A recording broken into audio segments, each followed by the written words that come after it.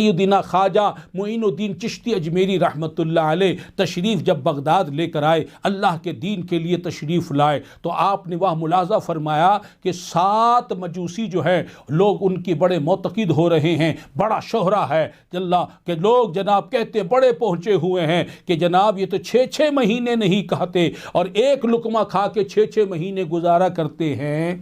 آپ نے اب لوگوں کی بھی اصلاح کرنی تھی اور ان کی بھی اصلاح کرنی تھی، تو آپ نے ان کو اپنے پاس بلایا، لوگ بھی جمع ہو گئے اور وہ بھی آ گئے۔ آپ نے جب ان کی طرف ایک نگاہ فرمائی، بدن پر تھر تھری طاری ہو گئی، قدموں میں گر گئے۔ آپ نے پھر ان سے فرمایا کہ بتاؤ تم آگ کو کیوں پوجتے ہو؟ کیا آگ پوجنے کے لائق ہے؟ اللہ تبارک و تعالی کی عبادت کیوں نہیں کرتے؟ اللہ تبارک و تعالی کی عبادت کیوں نہیں کرتے؟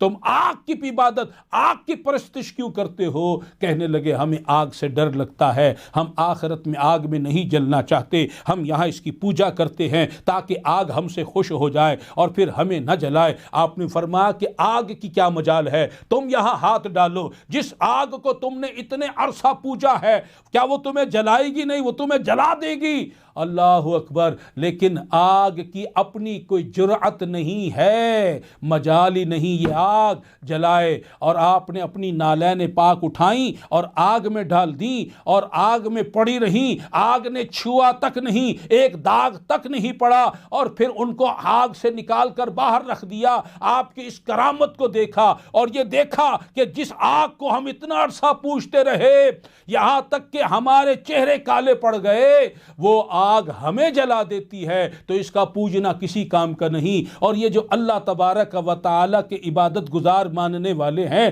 آگ تو ان کی فرما بردار ہے، تو فوراً قدموں میں جو پڑے ہوئے تھے وہی توبہ کی اور مسلمان ہو گئے۔